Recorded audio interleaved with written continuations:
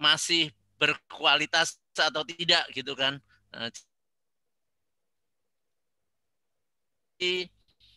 CV, kemudian beberapa bukti konkret apa yang sudah saya kerjakan selama saya menjadi insinyur.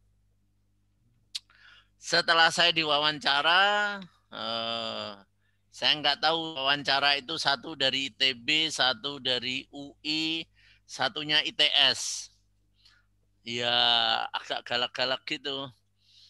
Tapi begitu finalnya saya malah ternyata saya mendapat gelar tertinggi yaitu IPU. IPU itu Insinyur Profesional Utama.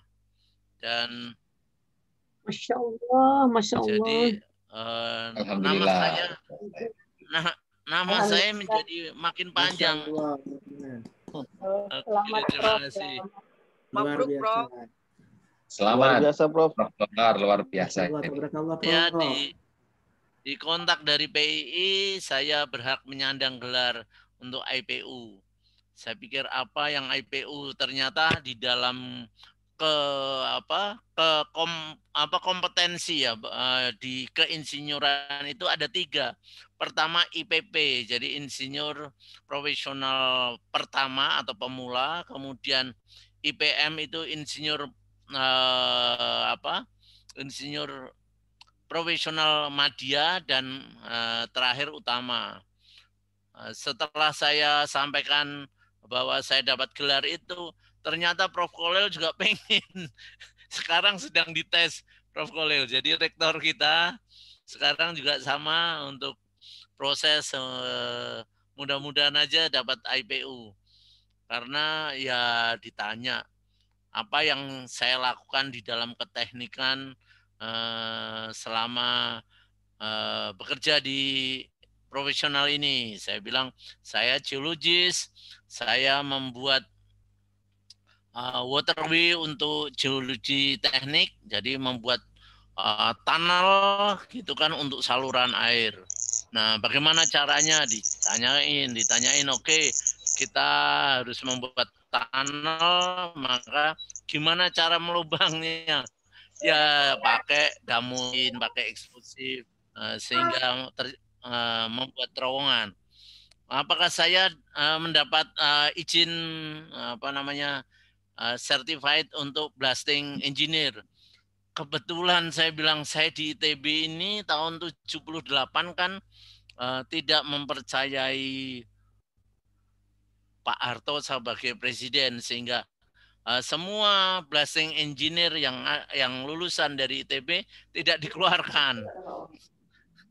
Oke, saya ceritakan itu. Mereka ngecek juga gitu, apa yang saya lakukan. Oke, ternyata itu. Kemudian itu di mana? Kemudian saya bilang itu di Singkarak gitu kan.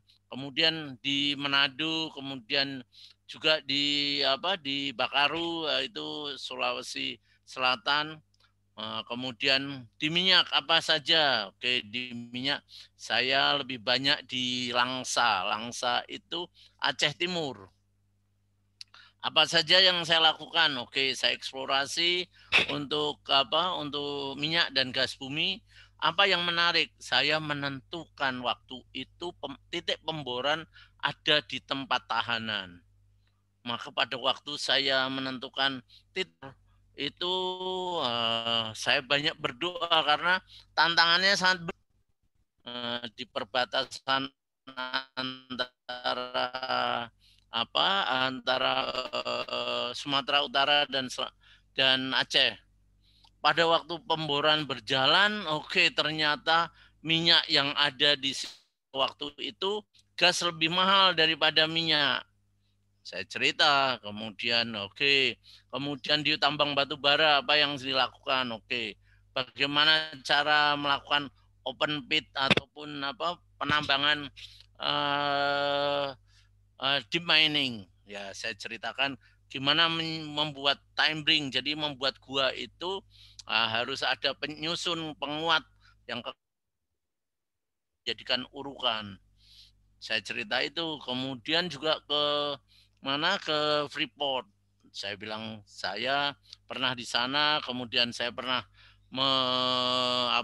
melakukan eksplorasi dan menemukan emas, tetapi smelter yang ada tidak wajib sekarang. Tetapi kalau sekarang semua hasil bumi Indonesia harus dilakukan peleburan yang ada di sini.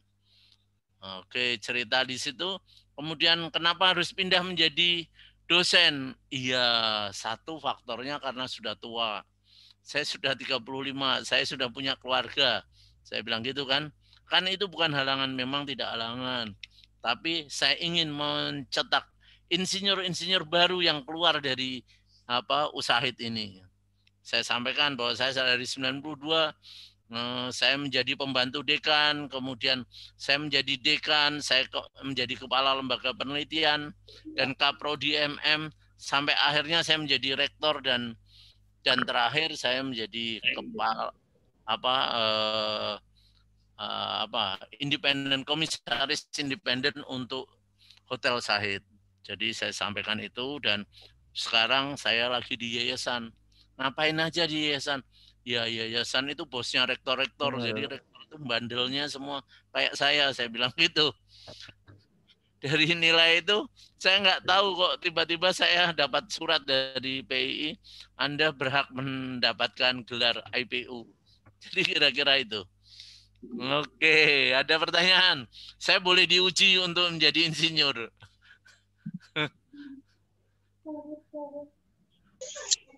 Prof, keren. Ya, siapa nih? Mas Adi. Menarik sekali, Bro. Oke, Mas Adi, silakan. Ada pertanyaan, Mas Adi? Prof, kalau Ya. Oh, Mas Majid. Oke, monggo.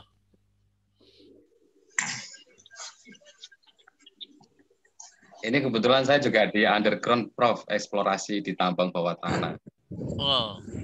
Itu kalau untuk blasting itu kan orang harus keluar semua itu, Prof. Iya, Blasting. betul. Betul. Iya, saya dulu di Ketaun Mining, jadi di Bengkulu, Mas. Makanya rambut saya habis, Mas. Karena rambut saya campur debu itu jadi kayak rut kulit gitu. Dulu saya gondrong, jadi kira-kira gitu, sehingga kita harus keluar. Tapi kalau di Bengkulu di Ketaun Mining itu shaftnya kan macam-macam, Mas. Jadi saya boleh berlindung di sini pas jam berapa, setelah eksplosif saya harus melakukan eksplorasi. Jadi kira-kira gitu, Mas. Kenapa di kedalaman berapa, Mas? Untuk Mas Majid kedalaman berapa itu untuk underground? 2000, Pak. 2000 meter dari portal office.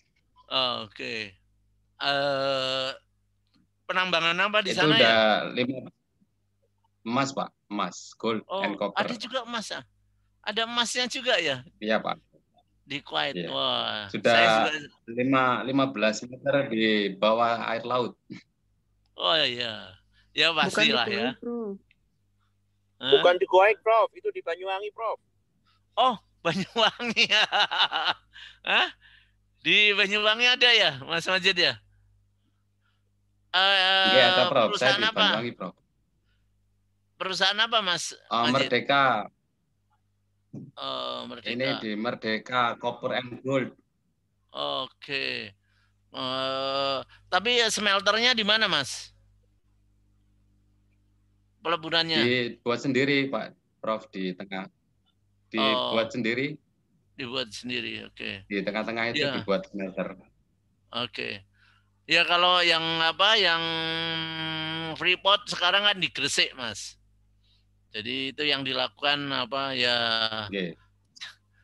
2000 ya di bawah air. Waduh, itu nggak apa-apa, Mas. Jakarta juga sekarang itu di bawah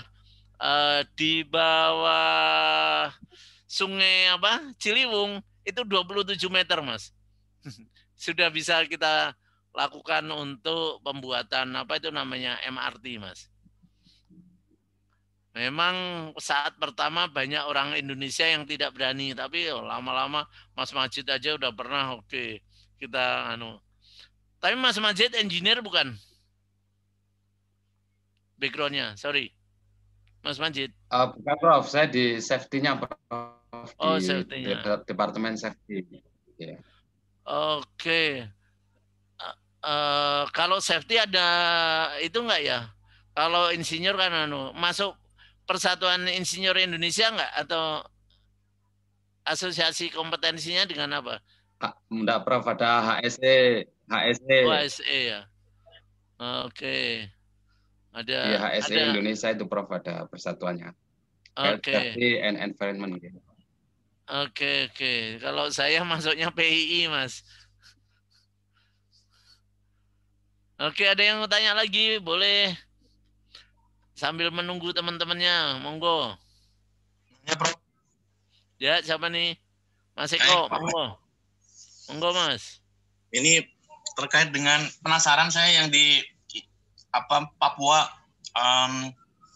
apa itu namanya, yang lembaga emas. Di mana, Mas? Di Papua. Ya. Tembagapura. Ya, betul. Kenapa, Mas? Itu miningnya sejauh mana sekarang? Terus apa benar itu 90% emas bukan tembaga? Oke, itu aja Mas pertanyaannya. Satu Memang, lagi. Oke. Ya. Jadi kalau ini pertanyaan umum aja ya. Begitu masuk ke sana apakah nggak ada perasaan takut, Prof? Takut terkubur, takut macam-macam gitu. Kalau sekarang saya pasti takut sama Pak Majid aja yang mesti saya tanya sekarang ini. Nggak ternyata berani gitu kan. Kalau sekarang saya pasti takut lah. Masuk terowongan. Iya. Oke, jadi kalau takut itu hampir semua orang itu pasti akan ada rasa takut. Tapi kalau memang Erzberg yang menjadi tambangnya di Freeport di di Timika sana itu memang sudah habis Mas sampai ke dalam Mas. Maka eksplorasi dilanjutkan ke arah timurnya lagi Mas. Ada 3 gunung yang sudah kita identifikasikan, ada juga emasnya. Kemudian kalau semua apakah emas yang lebih dominan? Enggak Mas, tetap dominannya copper Mas, tembaga Mas. Tetapi kan emas itu punya asosiasi mineral Mas. Jadi kalau ada base metal itu ada copper, maka asosiasinya ada emas, ada asosiasinya dengan plumbum, timah, galena, kemudian ada sphalerite itu seng, kemudian ada agi. Jadi ada 5 sebenarnya Mas. Hanya kebetulan yang kelihatan adalah emasnya itu harganya kan lebih mahal daripada tembaga Mas. Itu kalau jumlahnya kecil, tetapi nilainya lebih besar gitu kan. Kalau kita melihat itu Mas. Maka Indonesia menetapkan semua smelter yang ada di kita peleburan itu harus di Indonesia sehingga terdeteksi berapa yang dia hasilkan dari tambang itu. Kalau dulu kan langsung masuk kapal langsung pergi ke Amerika, Mas. Jadi kira-kira itu, Mas. Jadi apalagi Indonesia sekarang sudah punya asetnya 51% sehingga pasti akan menguasai di situ. Oke, ada lagi pertanyaan Mas Eko, monggo. Nonton Pak. Oke, jadi Mas Eko udah siap jadi insinyur ya? Insinyur keperawatan. Gitu ya. Jadi mohon maaf pertanyaannya nggak tahu awam sekali. Oke, nggak apa-apa Mas. Kita share Mas. Jadi di sini nggak ada yang hebat, tetapi ada satu memang punya kelebihan, tetapi mungkin teman-teman lebih banyak baca. Mungkin sekarang kalau saya diuji sama Pak Majid, nyali saya keciut, Mas.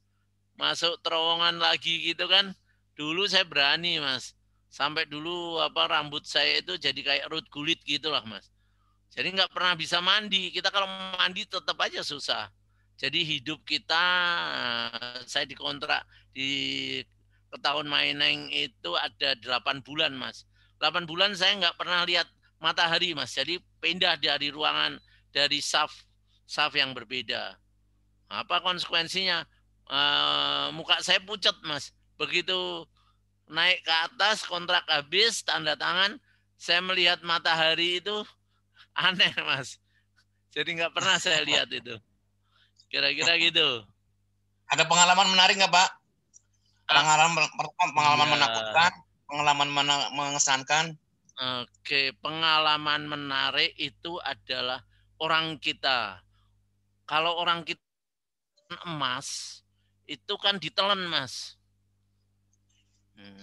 Kemudian besoknya kalau ke sungai kecil gitu, dia cudik-cudik lagi, Mas. Sehingga emasnya dapat berapa gitu kan.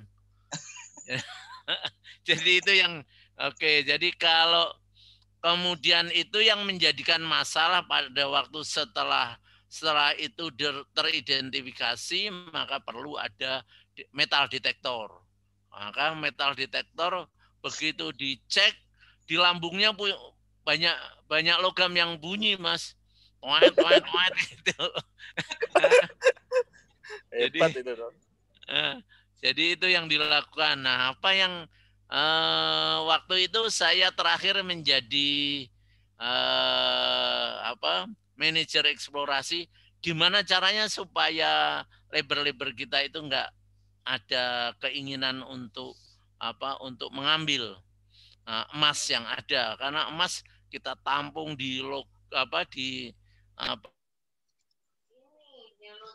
ambisi. Akhirnya saya cairkan. Jadi emas itu larut dalam sianida. Nah, saya nggak tahu. Saya dulu belum ada CCTV ya. Belum pernah nyoba apakah ada orang yang meminum aurum sianida. Mungkin rasanya seperti kopi Mas. Kopi Vietnam, Mas. Saya nggak tahu. Sianida itu tidak berasa, tapi langsung game over, Mas. Oke, ada lagi yang bertanya? Boleh. Mbak Ade, oke, silakan. Nggak ada. Nggak ada. Menarik pengalaman Prof. Iya, karena menakutkan. Iya, saya betul. Prof, itu kan masuk pada waktu Prof. Ya, gimana Mas Eko? Nggak menemukan itu tanda-tanda ada bahan bakar api neraka atau gimana, Prof? Yang aktual sekarang Pak Majid itu yang perlu ditanyakan, apakah dosa kita yang ditimbang itu, Mas? Pernah mendengar suara-suara tertentu nggak, Prof? Suara gaib. Itu suaranya hanya dentuman karena blasting, kan ada ada pembuatan gua-gua. Gimana Mas Majid pengalamannya? Ada bisikan halus nggak?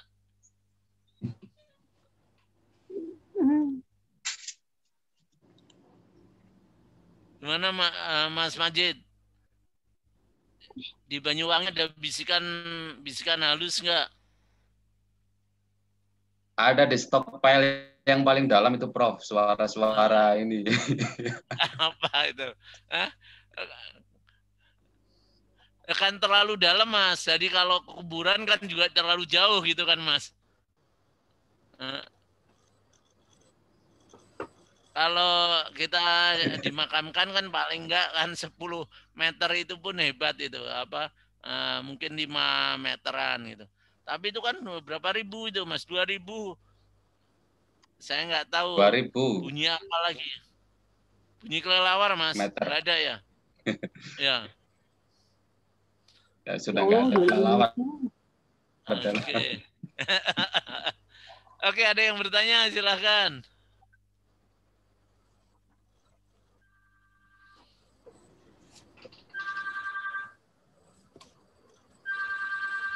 Perkuliahannya. Ya, Prof. Udah komplit kayaknya, Prof. Oke.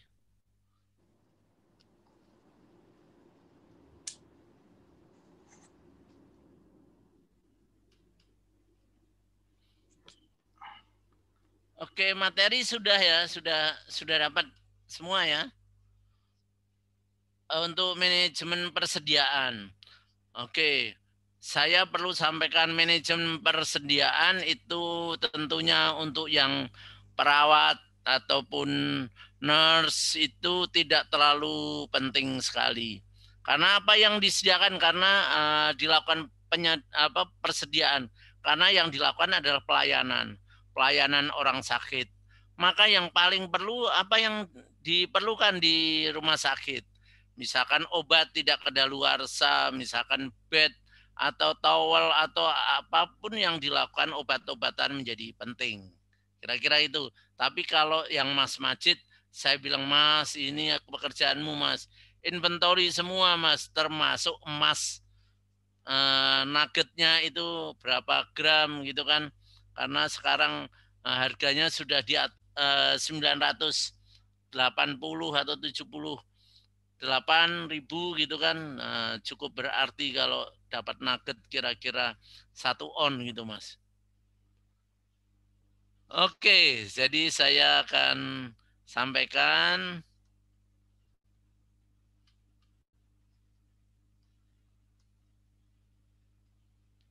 manajemen persediaan. Sudah kenal nama saya, tahun baru dipaksa saya memakai IPU. Oke, Sekolah Pasca Sarjana Said Jakarta tahun 21. Manajemen persediaan. Persediaan itu membentuk hubungan antara produksi dan penjualan produk. Jadi kita menjadi penting. Kenapa? Apa yang dihasilkan, yang diproduksi kita sehingga mampu dijual ke pasar.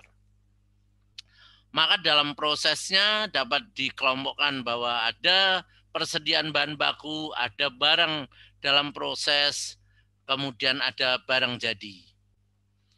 Kemudian bagaimana kita menetapkan persediaan? Ada kesalahan dalam menetapkan persediaan dapat berakibat fatal. Contohnya persediaan yang terlalu kecil. Apa akibatnya kalau terlalu kecil? Akan membuat hilangnya kesempatan untuk memenuhi kebutuhan konsumen sehingga untuk menjual barang hanya sedikit. Akibatnya apa? Keuntungan yang diperoleh dari usaha menjadi kecil. Kalau produksinya sedikit dan macet-macet karena tidak ada barang, maka akan menjadi permasalahan. Kemudian persediaan yang terlalu besar memberikan risiko biaya besar, dana cash yang menganggur, terbebani suku bunga, risiko barang rusak atau expire, atau juga dicuri. Jadi kalau barang persediaan emasnya Mas Majid terlalu besar, ada 8 kilo, wah itu akan menjadi masalah gitu kan. Karena setiap orang pasti akan melirik. Maka apa yang diusahakan di situ? Maka kalau itu terlalu besar, maka harus kita mencoba bagaimana. Waktu saya menjadi manajer eksplorasi, saya larutkan emas yang ada dalam butiran emas yang didapatkan atau nuggetnya dalam cyanida. Maka apa yang terjadi kalau larutan cyanida, aurum cyanida itu nggak bisa diambil orang, karena kalau diambil harus diminum.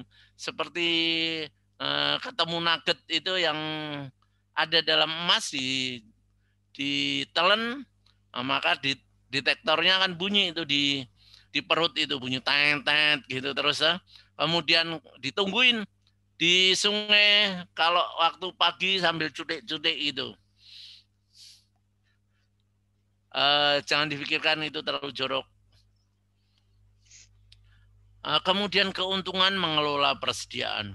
Perusahaan atau industri dapat memenuhi pasmen dengan cepat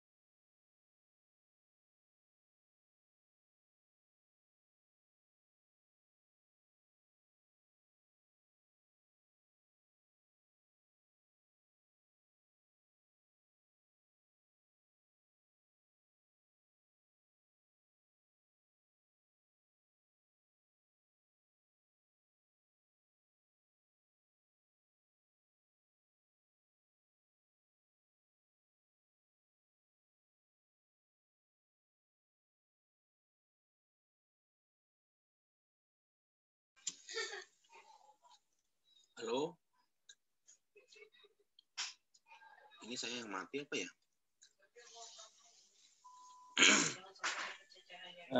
Yang mati Pak Eko. Dari bahas emas langsung hilang. Dari Prof.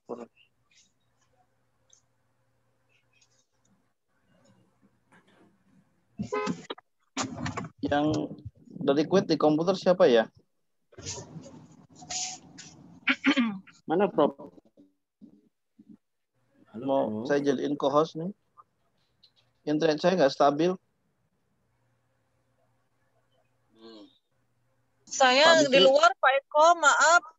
Kalau di rumah sih saya bantu. Mungkin yang lain yang di Kuwait siapa yang pegang laptop? Halo, sorry. Apa putus? Mungkin karena Saya juga di tempat luar, Kang. saya aja. Oh. Oke. Saya pakai komputer sih. Itu Oke. Pak Eko Prianto ada tuh. Mungkin bisa bantu jadi ngerekam. Oke. Saya mencoba membayangkan rumah sakit. Apakah yang diperlukan untuk rumah sakit di dalam kaitannya inventory, yaitu adanya kekurangan obat akan membuat mutu layanan menjadi berkurang. Jadi kalau obatnya kurang, pasien bisa teriak-teriak, panik, tidak percaya lagi pada rumah sakit. Jadi itu yang kemudian, sedangkan jika keadaan stagnan membuat rumah sakit kebingungan dalam menyimpan obat dan berusaha membuat pengeluaran yang tidak perlu seperti harus didinginkan. Kalau obatnya COVID maka perlu pendinginan, dan kalau itu dibiarkan rusak maka ada perlu perlakuan-perlakuan seperti itu. Kondisi stagnan juga akan membuat rumah sakit merugi, dan revenue dari obat tersebut selain ancaman obat akan kedaluarsa. Dan untuk rumah sakit harus mencari atau berusaha memenuhi kebutuhan akan obat tersebut. Maka apa konsekuensinya persediaan? Perlu anggaran akibat persediaan, yaitu ada biaya penyimpanan, ada biaya pemindahan, dan ada pengembalian modal yang tertanam dalam bentuk persediaan. Untuk itu perusahaan harus fokus ya. Ya, Mas. Screen-nya kelihatan, Prof. Apanya? Screen-nya nggak kelihatan, Prof. Oke, sudah saya share sebentar, Mas. Baik, Prof.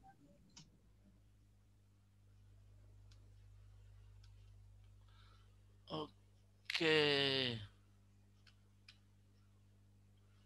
Share-nya.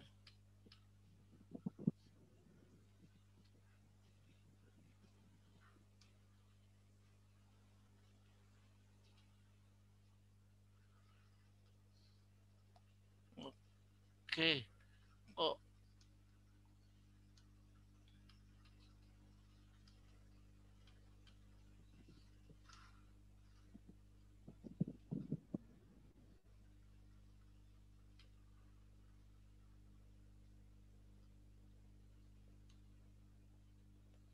Oke, Mas.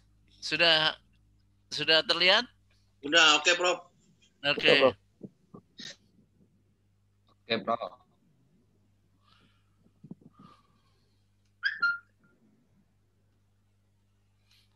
Oke, untuk itu perusahaan harus fokus mengelola suatu persediaan.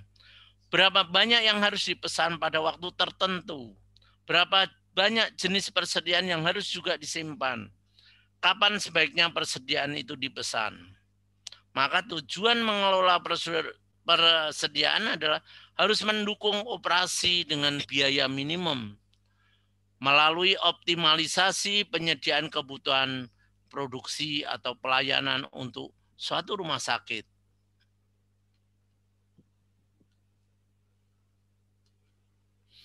Untuk menghindari kondisi kekurangan persediaan atau kondisi stagnan pada rumah sakit, ada 3 metode yang digunakan dalam manajemen, yaitu menggunakan economic order quantity, ada minimum atau maksimum stock level. Jadi yang diberikan adalah batas maksimum dan batas minimum, karena kalau batas maksimum akan kedaluarsa, kalau batas minimum untuk menghindari tidak adanya pelayanan terutama obat-obat yang diberikan kepada pasien. Kemudian cara tradisional ya biasa estimasi yang ada. Jadi misalkan saja saya pernah berbicara di forecasting, kalau itu adalah musim hujan maka perlu obat flu dan seterusnya. Demikian kalau untuk untuk musim panas itu dilakukan estimasi. Total unit persediaan. Total biaya sama dengan capital dikali biaya pemesanan dibagi Q ditambah I plus W per average inventory dibagi D. Maka total biaya yang ada adalah sama dengan I plus W kalikan T kalikan average inventory per Q. Jadi kita lakukan itu. PS adalah biaya pemesanan, Q adalah untuk multi produk, kita lakukan seperti itu. W adalah biaya penyimpanan warehouse dan seterusnya. Nah, bagaimana mencari Q optimum, jumlah pesanan yang dilakukan berdasarkan economic order quantity, maka perlu digunakan persamaan diferensial. Terima saja Mas ya, terutama yang dari non engineering ini sudahlah, terima makan aja lah. Nanti hasil finalnya seperti itu. Jadi total biaya yang tadi dibagi DOQ, maka C dibagi DOQ, biaya penyimpanan itu semua, sehingga do total cost per DOQ, maka capital yang konstanta akan menjadi 0, PS per nganu menjadi per Q kuadrat, dan I plus W per 2D itu Q-nya hilang. Jadi itu, maka kalau itu diterapkan, maka kita gunakan bahwa Q optimum sama dengan akar dari 2D plus PS I plus W. Jadi ini yang paling diingat Mas. Q optimum sama dengan 2D, D itu kebutuhan atau depresi. PS itu biaya pemesanan. Dibagi I plus W. Jadi ini yang dilakukan Q optimum atau economic order quantity. Itu aja sebagai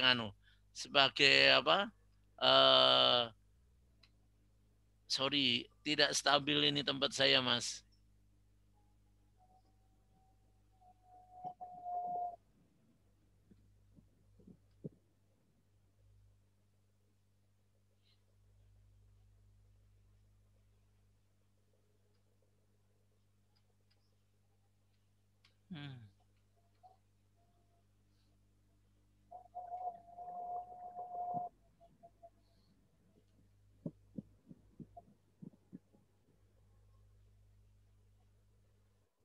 Halo, Prof. Oke, sorry.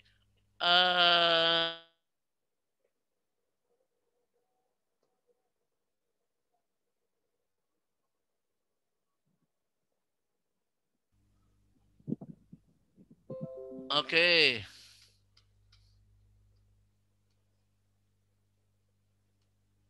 Oke, bisa nyambung ya? Bisa sekarang, Prof. Oke, Prof. Oke. Nyambung, Prof. Oke.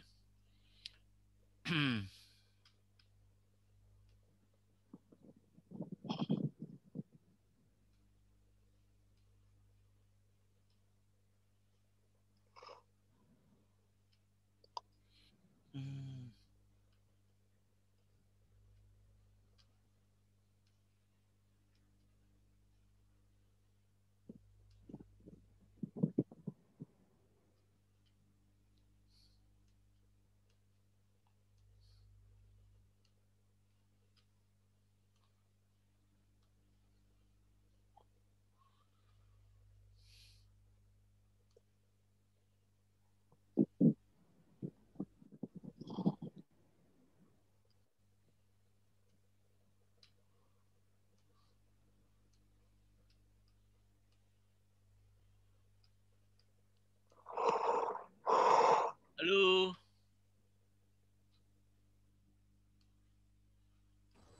Ya, halo. Halo. Masuk, Aduh, maaf nih. Oke, lanjut ya. Masuk. Ya, Prof. Udah masuk. Maka untuk tadi udah sampai persamaan. Ini adalah persamaan matematik saja, nggak usah dihafalin, tapi cukup kita tahu di Q optimum adalah nilainya sebesar ini. Jadi akar dari 2 kebutuhan kalikan biaya pemesanan per I plus 2W untuk multi produk. Jadi itu dilakukan. Kemudian kalau itu adalah single product I plus W. Jadi hanya itu saja. Yang lainnya semuanya sama. Kemudian bagaimana kita harus menghitung untuk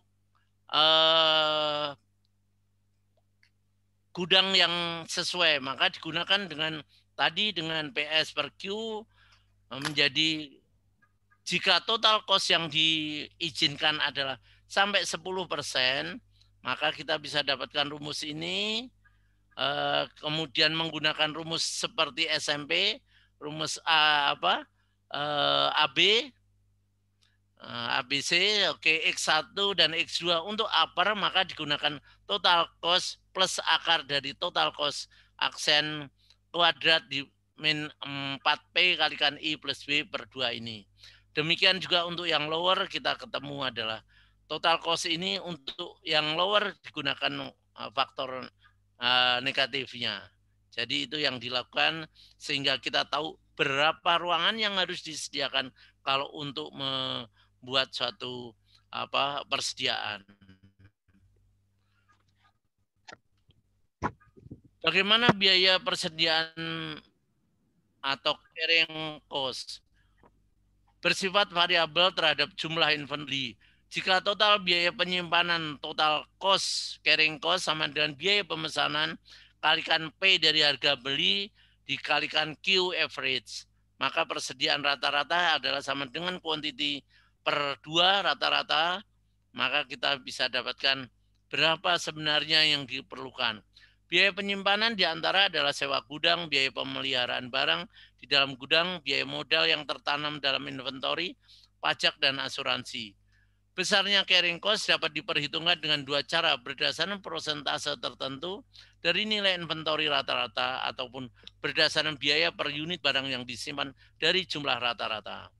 Contoh adalah biaya pemesanan bersifat variabel terhadap frekuensi pesanan. Total biaya pemesanan T order cost sama dengan fixed cost kalikan biaya penjualan per tahun dibagi quantity. Maka biaya pemesanan dikurang biaya order cost, maka diantaranya biaya selama proses pemesanan, biaya pengiriman permintaan, biaya penerimaan barang, biaya penempatan barang ke dalam gudang, serta biaya processing pembayaran kepada supplier. Maka berapa biaya total sama dengan T inventory cost adalah sama dengan biaya carrying cost ditambah biaya order cost. Jadi nilainya adalah inventory cost kalikan sama dengan C P kalikan Q per 2. C adalah biaya penyimpanan, P adalah harga beli per unit, ditambah F dikalikan S per Q. Jadi yang kita lakukan adalah tadi biaya seperti ini. Diterima saja matematiknya, Mas. Tapi yang nanti kita tinggal melihat berapa yang diperlukan. Logi adalah tadi economic order quantity adalah biaya pemesanan yang paling optimal. Dalam penentuan persediaan yang optimal model kuantitas pemesanan yang ekonomis, yaitu economic order quantity, yaitu menggunakan model EOQ. EOQ adalah jumlah kuantitas persediaan yang optimal sehingga dipastikan biaya persediaan produksi dapat minimal. Ada 2 analisa di dalam model EOQ. Berapa jumlah bahan mentah yang perlu dipesan pada saat tersebut untuk perlu kembali atau dilakukan replacement cycle. Dan kapan perlu dilakukan pembelian kembali atau reorder point. Model EOQ adalah EOQ sama dengan 2 akar ini yang tadi ketemu tapi diterima saja hasil nilai terakhir ini. Jadi nggak usah pakai integral, itu akan lebih pusing pasti, Mas. Oke, asumsi model EOG, jumlah kebutuhan bahan mentah sudah dapat ditentukan lebih dahulu secara pasti untuk penggunaan selama 1 tahun. Kemudian penggunaan bahan selalu pada tingkat yang konstan secara kontinu. Pesanan persis diterima pada saat tingkat persediaan selama dengan 0 atau di atas dari safety stock. Harga konstan selama periode tersebut dilakukan. Pemesanan ulang atau reorder point, titik di mana pemesanan harus dilakukan lagi untuk mengisi persediaan. Titik pemesanan sama dengan waktu tunggu kalikan penggunaan. Dan biaya pengamanan atau safety stock adalah persediaan tambahan yang dimiliki untuk menjaga-jaga terhadap perubahan tingkat penjualan atau kelambatan produk. Persediaan awal sama dengan EOG ditambah safety stock. Persediaan rata-rata adalah EOG dibagi 2 dan safety stock adalah berapa yang harus kita lakukan. Halo, ada pertanyaan? Oke, untuk menentukan besarnya safety stock, maka perlu ada faktor pengalaman, faktor dugaan atau prediksi, biaya dan keterlambatan. Penggunaan per hari adalah 15 kg. Keterlambatan pengiriman 10 hari. Maka besarnya safety stock diperlukan adalah 15 kali 10 sama dengan 150 gram. Contoh kasus adalah pada perusahaan A. Jika penjualan sama dengan 2 juta per kilogram, katakanlah terigu, biaya pemesanan 5.000 adalah F, biaya penyimpanan C sama dengan 2% dari harga beli, dan harga beli tersebut adalah $5 per kilo, maka persediaan pengaman 50.000 kilogram dalam waktu pengiriman 2 minggu, dan setiap pemesanan terigu harus merupakan kelipatan dari 2.000. Jadi besarnya EOG kita bisa lihat, jumlah tinggal memasukkan rumus yang ada sehingga kita ketemu adalah EOG-nya adalah 500.000 kilogram. Pemesanan ulang maka dilakukan adalah per tahun ada 52, maka safety stock sama dengan 2.600 kali dibagi 52 sama dengan 50 kilogram. Titik pemesanan ulang sama dengan waktu pengiriman ditambah safety stock, dan 2 minggu kalikan 50.000 dari safety stock, maka kita dapatkan adalah 150 kilogram. Ada yang bertanya sampai di sini?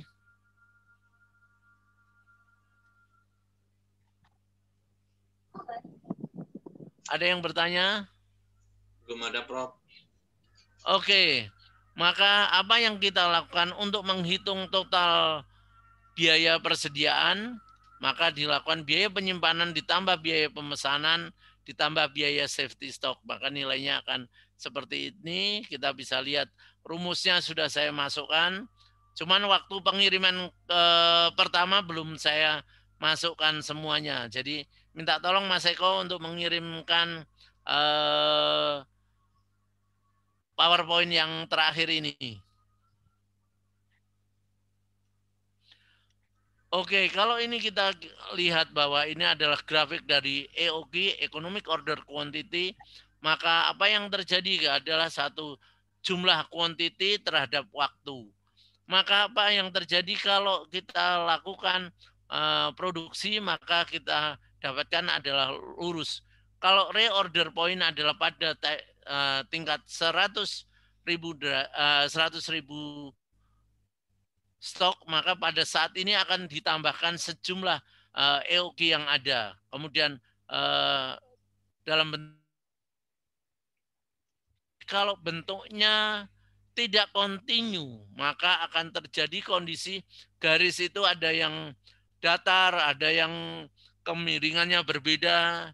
Seperti misalkan kalau terigu itu ada di toko, maka berapa yang harus dibeli oleh orang, maka bentuknya akan irregular. Maka pendekatan yang dilakukan untuk bisa melakukan reorder point berdasarkan periode P. Jadi kalau setiap periode 8 hari ini dia akan melakukan pemesanan. Atau pada quantity 100, maka ada kondisi yang di sini sudah lewat tapi belum maka dia akan melakukan seperti ini. Jadi ada metode Q maupun metode P di dalam reorder point.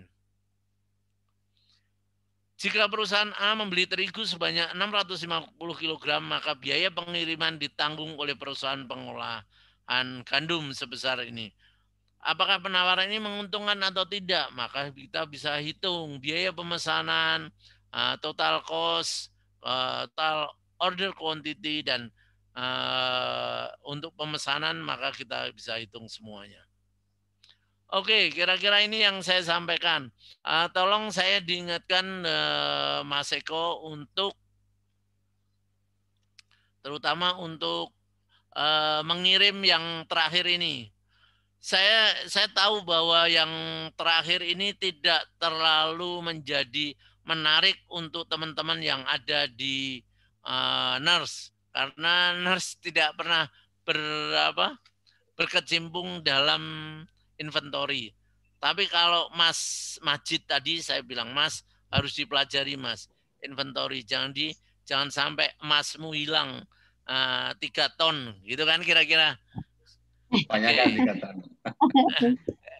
Ya sudah 2000 meter kedalamannya kan, tentunya kita berpikir bahwa itu kira-kira ya 2 ton lah, cukup menarik untuk kita intip. Mas Majid menaruh di mana gitu kan. Oke, monggo, ada pertanyaan.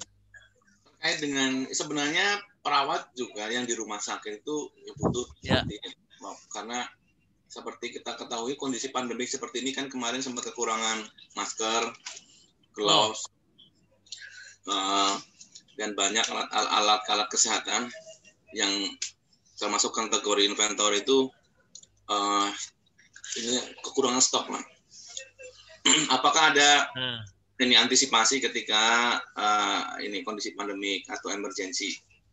Nah, kedua, apakah ini berlaku untuk semua inventory? Misalkan ini berlaku juga di misalkan kalau tadi pokok. Oke, Mas Eko. Kalau itu adalah inventory barang yang nyata, artinya kita bisa hitung, Mas. Kapan reorder point harus dilakukan seperti tadi. Berapa nilainya bisa seperti tadi. Tetapi kalau pelayanan kan kita tidak bisa kita inventorikan. Oke, 1 orang ini kita perlu waktu lama gitu kan. Satunya itu kan berbeda.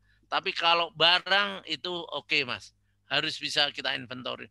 Bukan hanya itu, bed dan yang ada di sini kan perlu juga diinventorikan. Towel obat yang ini tidak kedaluarsa. Jadi itu iya, Mas. Oke.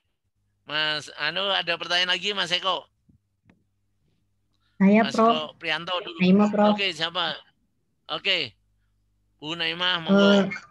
Ya, Prof, ini jadi materi ini ya EOQ ini kan sebenarnya sama kayak strategi bisnis ya, Prof ya. Jadi bagaimana usaha supaya tingkat persediaannya minimum, biayanya rendah gitu ya, Prof ya. Kalau saya mengambil kesimpulan. Nah, sekarang pertanyaan saya, Prof, jadi apakah ada teknik khusus gitu seperti halnya dalam bisnis? Apakah ada teknik khusus bagaimana supaya pengendalian persediaan itu bisa mencapai titik maksimum, begitu? Oke, Mbak Naimah. Saya panggil Mbak atau Bu ya? Mbak, masih boleh. Muda ya, oke, Mbak deh. Iya, kalau Ibu ketibaan. Ya, Mbak Naimah. Ya betul bahwa semua itu kan sebenarnya bisnis, Mbak. Iya. Jadi bagaimana kenapa bisnis? Karena kita ingin mengembangkan usaha kita. Maka kita tidak ingin kehilangan, katakanlah seperti rumah sakit kehilangan pasien. Karena pasien yang dilayani tidak memuaskan, tidak merasa terpuaskan. Maka kondisi itu menjadikan kita bisa lakukan. Tapi untuk bisa mencari yang minimum, lakukan pakai WinKSB. Semua ada, Mbak. Ya. Ya, jadi tinggal semua gunakan aja, Mbak. Semua saya lagi mencari sebenarnya data yang ada menggunakan yang apa itu namanya window. Jadi seperti apa buku yang saya sampaikan, saya translate ke siapa itu selfie. Jadi buku yang kemarin itu yang ada kan itu dia menggunakan pakai apa yang saya masih belum bisa melihat, tetapi nilai kebenaran saya cek dengan itu nilainya benar betul, Mbak.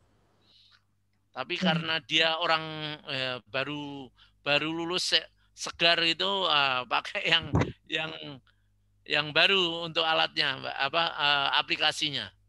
Tapi pakai yang WinKSB nggak apa-apa, Mbak. Iya. Oke. Terus Prof yang terkait sama safety stock tadi, jadi kalau saya simpulkan pakai bahasa saya sendiri, jadi ke safety stock itu seperti persediaan cadangan begitu ya Prof ya? Iya. Untuk keamanan gitu. Ya. Nah, sebentar Prof. Jadi bagaimana pertanyaannya? Apakah safety stock itu memang betul-betul diperlukan dalam sebuah usaha persediaan ini pengamanan seperti ini, Prof? Emang harus ada safety stock ini atau nggak ada juga nggak apa-apa begitu? Oke, safety stock itu sama dengan buffer stock, jadi sebagai pengaman, Mbak. Jadi sebaiknya ada, jadi jangan sampai tidak sama sekali. Karena kalau sudah nggak ada itu kebiasaan dan itu membuat masalah pada saat terjadi kondisi yang kepepet, produksi harus jalan atau pelayanan harus jalan, maka kita tidak bisa melakukan pelayanan apapun, Mbak. Jadi saya menyampaikan, maka safety stock saya coba untuk sampaikan. Berapa nilainya? Ya tadi sebenarnya kalau di WinKSB bisa tinggal pencet-pencet aja berapa jumlahnya, nah kita lakukan itu. Kemudian kalau kita melakukan reorder point, maka apa yang terjadi kalau itu adalah pelayanannya atau produksinya continue, maka stok barang yang ada berupa garis lurus. Tetapi yang tidak continue, misalkan tadi terigu dijual di supermarket yang beli satu hari berbeda dengan maka bentuknya irregular, Mbak. Tetapi mana yang perlu dilakukan dikaji dengan menghitung biaya total atas penerapan periodic time atau quantity level tadi. Jadi semuanya softwarenya ada, Mbak. Jadi nggak perlu takut itu, Mbak. Ini sayangnya satu aja. Saya nggak bisa gunakan untuk menjelaskan kalau kita ketemu tatap muka seperti teman di Doha dulu, saya bisa jelaskan karena saya bawa 2 laptop, Mbak. Satu yang memang jadul dan satu yang ini gitu. Kalau pakai jadul adalah digunakan ini nggak bisa juga gitu untuk kita komunikasi di dalam Zoom. Ya, Prof. Mungkin nanti bisa yang kalau udah lewat pandeminya, Prof, mudah-mudahan bisa ketemu.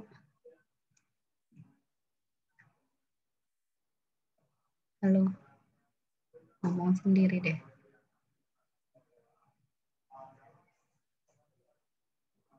Tanya selanjutnya, Prof.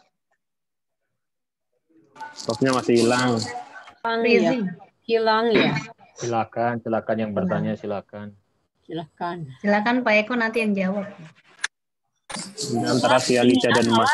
Malah kedinginan ya.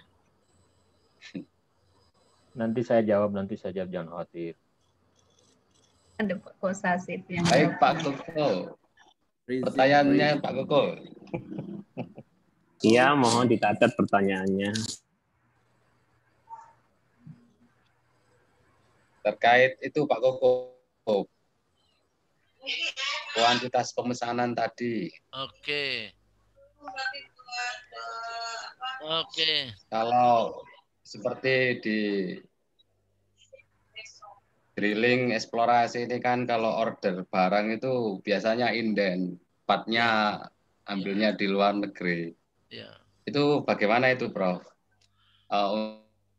Untuk mengantisipasi dari pihak SCM, karena barangnya terkadang itu kita sudah butuh part dari engine tertentu, tapi itu nggak ada sehingga menghambat produksi untuk drilling tersebut.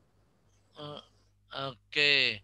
Memang makanya tadi saya perlu sampaikan ada safety stock, Mas. Karena waktunya apalagi dengan kondisi Covid kayak gini, datangnya barang juga akan terlambat pasti.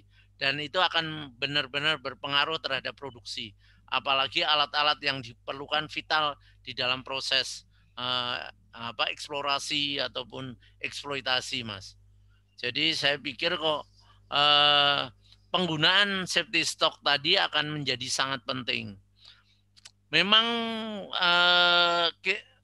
kita ini ada dua permasalahan. Satu adalah pada jasa dan satu pada tangible produk, Mas. Jadi kalau Mas Majid, oke. Kalau nanti detailnya bisa juga bisa berkomunikasi dengan saya, atau mungkin nanti kalau toh tugas akhir mungkin akan lebih baik memilih yang kuantitatif betul, Mas. Ini kalau pelayanan kan susah, Mas, kita berbicara. Misalnya teman-teman ini banyak yang dari nurse gitu kan. Jadi yang itu harus pakai safety stock. Kemudian memang estimasi waktunya menjadi panjang, Mas, apalagi dengan kondisi sekarang, Mas. Dan berapa waktunya harusnya bisa diestimasi dengan software itu. Oke, ada lagi yang bertanya? Silakan. Mbak Naimah, sudah cukup tadi? Iya, cukup, Prof. Jadi terjawab juga pertanyaan tentang safety stock tadi yang terakhir. Ya. Memang safety stock berarti sangat diperlukan sekali gitu ya, karena ya kayak kondisi pandemi kayak begini, kalau misalnya nggak ada yang cadangan, itu bisa terhambat ya begitu. Ya termasuk APD itu perlu itu, Mbak. Saya pikir itu. Kemudian vaksin, nah itu perlu cadangan. Apalagi kalau vaksin kan diperlakukan khusus, gitu kan, suhunya apa yang terjadi kalau kita juga merokok, terutama di Indonesia ini, maka begitu rusaklah materi yang dibutuhkan untuk itu. Oke, ada lagi yang bertanya, Bu Ade. Bu Ade biasanya sering like saya, tapi Prof, sebenarnya ini kalau di puskesmas juga ini berlaku, Prof, untuk menghitung obat. Misalnya untuk sebulan. Obat untuk sebulan, misalnya kan kalau dari puskesmas itu untuk permintaan ke Dinkes itu sebulan sekali. Nah, ini perlu juga ini pakai EOQ ini ya. Quantity ya. Iya. Ya. Ekonomi order quantity gitu ya. Ya. Jadi memang itu udah menggunakan, cuman Oke, itu adalah memang quantity yang optimal yang bisa kita lakukan sehingga tidak sampai pada saat barang itu dibutuhkan itu kehabisan. Maka itu dilakukan sehingga pada waktu selesai kapan kita melakukan order lagi terhadap produk yang dibutuhkan. Saya rasa memang begitu untuk untuk optimalisasi itu harus disampaikan. Cuman caranya yang saya pasti akan repot ya menjelaskan integralnya tadi. Udahlah, nggak usah integralnya dipikirkan, ketemu terakhirnya itu saja. Nanti biar program saja. biar program nanti yang dilakukan, oke, ketemunya adalah itu. Kita tinggal ditanyain berapa, 2 kali PS, biaya pemesanan, dan seterusnya. Nggak perlu lagi kita memikirkan integral, sudah lewat saja. Tapi saya harus menjelaskan dari mana. Gitu kan. Iya, Prof. Oke, ada lagi yang ditanyakan. Mas Jang tadi mana, Mas Jang?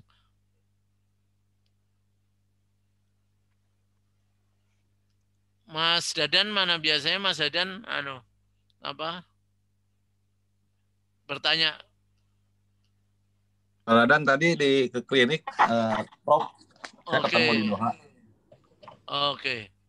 Ini Mas Enjang di Doha juga? Di Doha, di Wakra, saya di regional Wakra. Oke.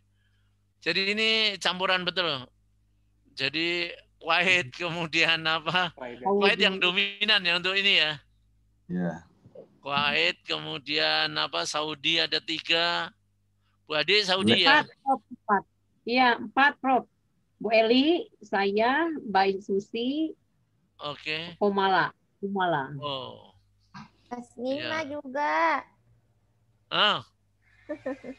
Iya. Lupa. Aduh. Oman ada nggak ya? Yang Oman ada nggak? Oman belum ada kan? Di basket. Itu duta besarnya baru saja kemarin MOU dengan kita.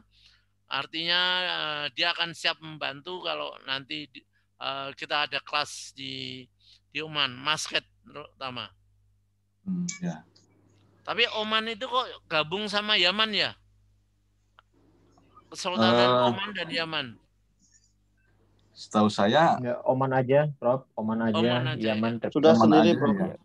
Oh, gitu ya. Iya. Kami dari Oman asalnya dengan Pak Eko tuh, Prof. Oh ya. Iya. Oke, yang jadi masalah kapan mau selesai ya? Sebenarnya maksudnya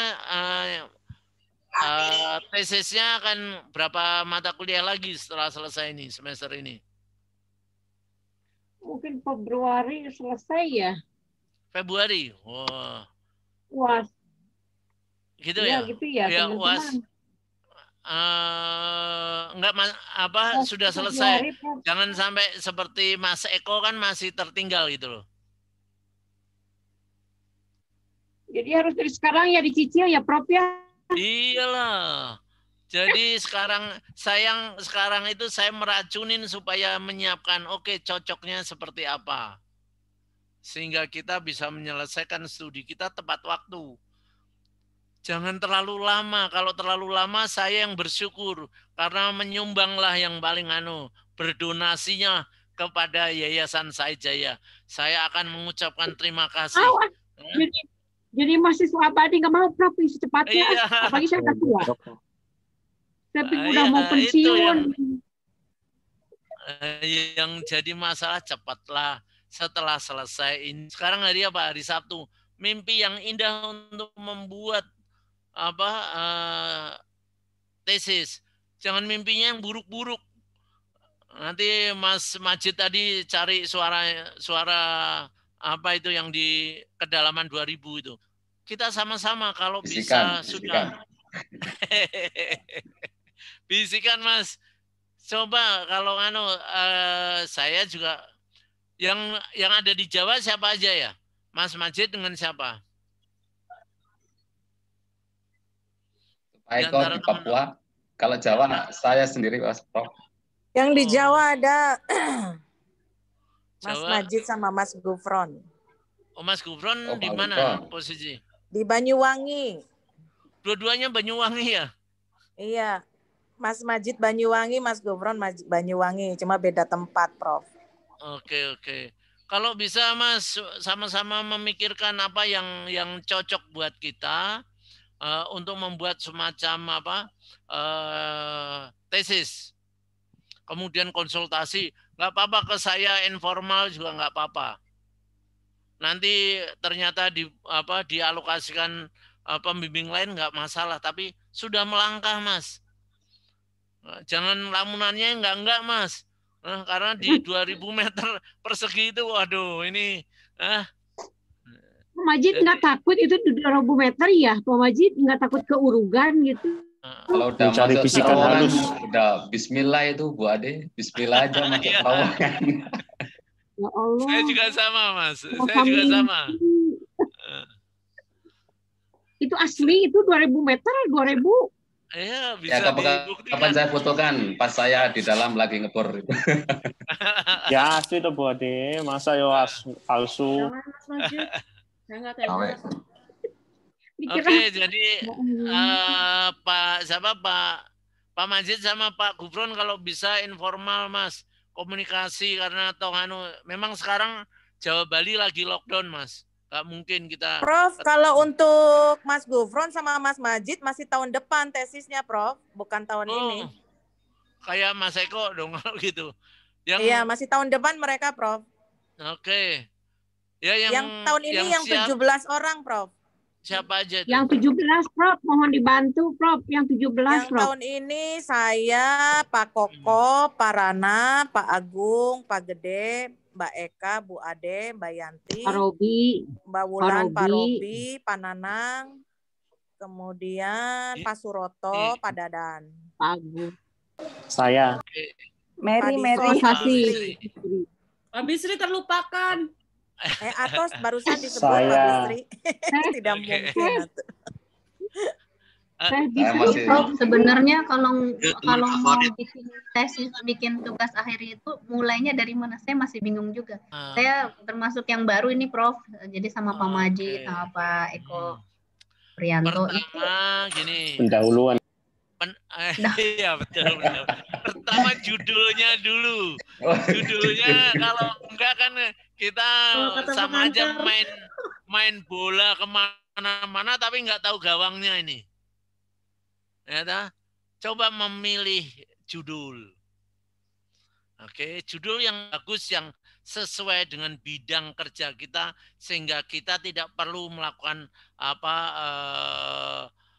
survei ataupun pengambilan data di tempat jauh. Jadi di tempat kerja kita memikirkan judul coba.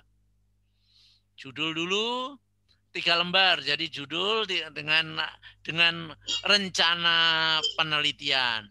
Oke, nggak apa-apa, nanti di-sharekan ke saya, nanti saya kasih komentar.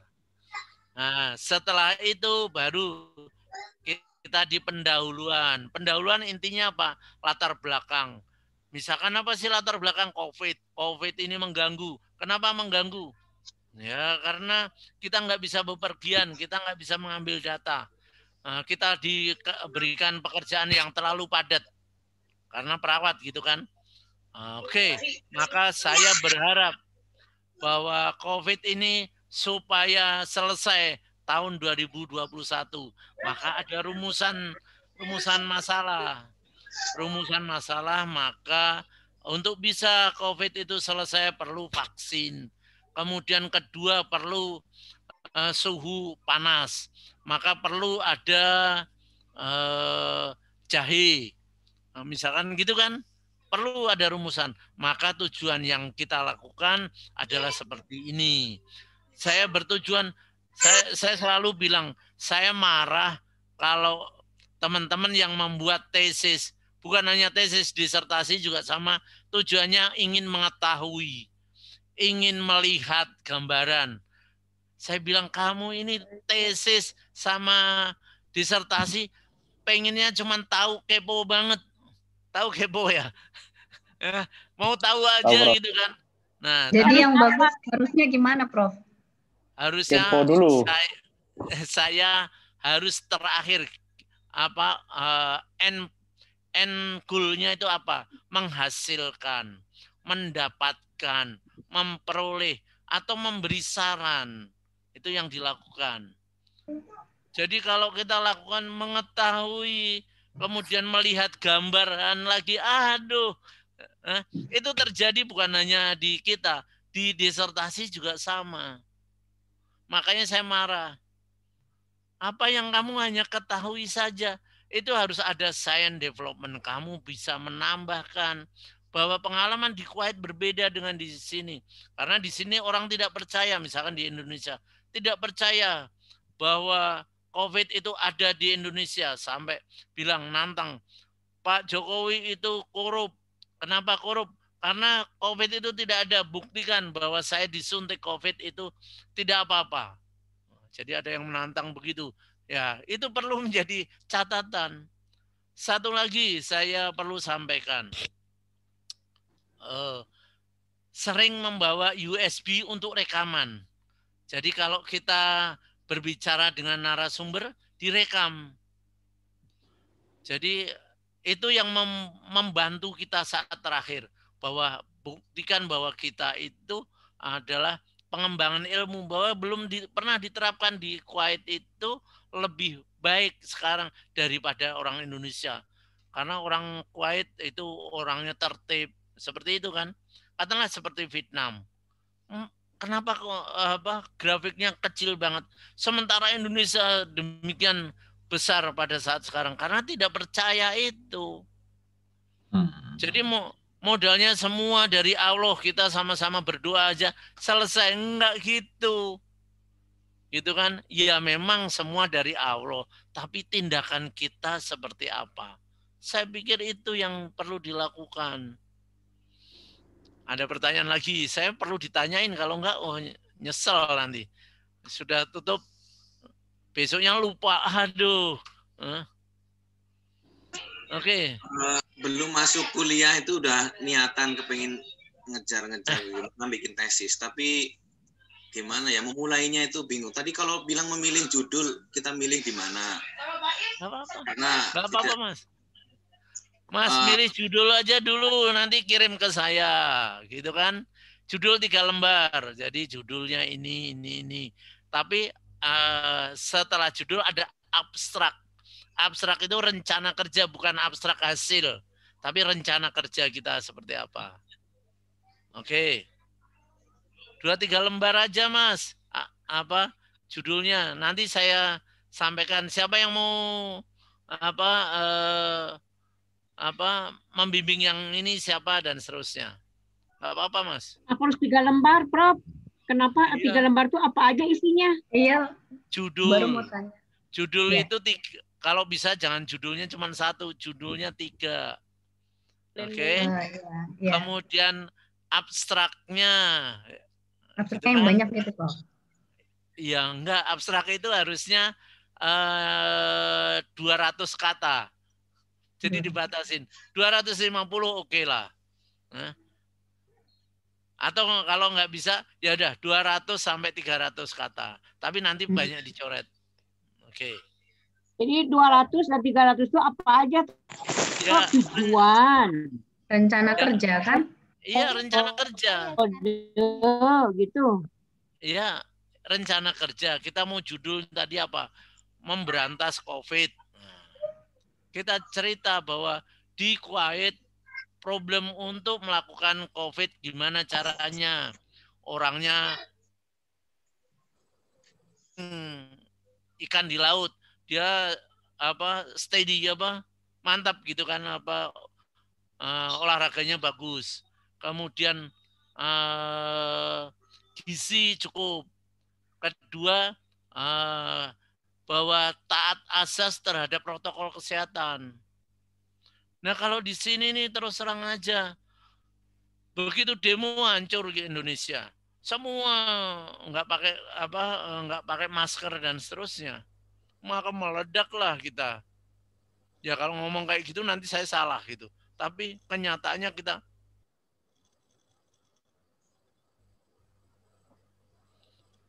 jadi tolong bisa misalkan kalau COVID, kalau yang lain kan bisa juga.